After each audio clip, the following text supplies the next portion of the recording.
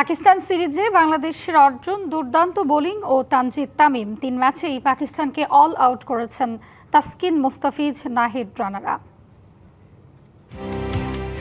বছরের শুরুটা জয় দিয়ে রাঙিয়েছে মিরাজ বাহিনী। 2027 ওডিআই বিশ্বকাপের আগে এ বছরের টাইগারদের বেশিরভাগ মনোযোগ থাকবে ওয়ানডে সিরিজগুলোর দিকেই। পাকিস্তান সিরিজে স্পোর্টিং উইকেটে পেসারদের পারফরমেন্স যেখানে বাড়তি আত্মবিশ্বাস দেবে টাইগারদের। সিরিজের আগে আলোচনায় ছিল মিরপুরের উইকেট। স্পিন উইকেট বানিয়ে ঘরের মাঠে প্রতিপক্ষকে ধরাশায়ী করা বাংলাদেশের জন্য স্পোর্টিং উইকেটে ভালো করা ছিল অনেকটা চ্যালেঞ্জিং। তবে সে চ্যালেঞ্জ অনেকটা দাপটের সাথে উতরে গেছেন টাইগার পেসাররা। ঘাস ছোঁয়া উইকেটে বাড়তি গতি ও বাউন্সের সবটুকু সুবিধা নিয়েছেন তাসকিন, ফিজ, নাহিদ রানারা।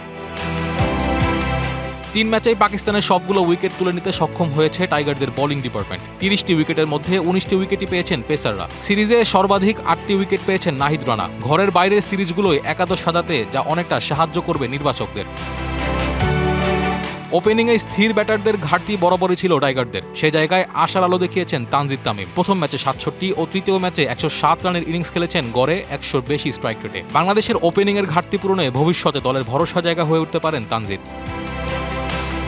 এবার নগদে পাচ্ছেন হেলিকপ্টার অফার, তাই কেনাকাটার পেমেন্ট নগদে করুন আর বুঝে নিন 2000 টাকারও বেশি ক্যাশব্যাক সহ হেলিকপ্টার রাইড। পেমেন্ট শুরু করুন আজই। দ্বিতীয় ম্যাচে শোচনীয় হারের পরও শেষ ম্যাচে একাদশে পরিবর্তন করেনি বাংলাদেশ, যা জানান দিচ্ছে শুধু পারফরমেন্সে নয়, দলের মানসিকতায়ও এসেছে পরিবর্তন। অন্ধকারে ঢিল ছুড়ে নয়, বরং ধারাবাহিক পারফরমেন্সে অভিজ্ঞ ও পরীক্ষিত একাদশ নিয়েই সামনে এগিয়ে যেতে চায় Bangladesh cricket. Naim Hamid, DBC news.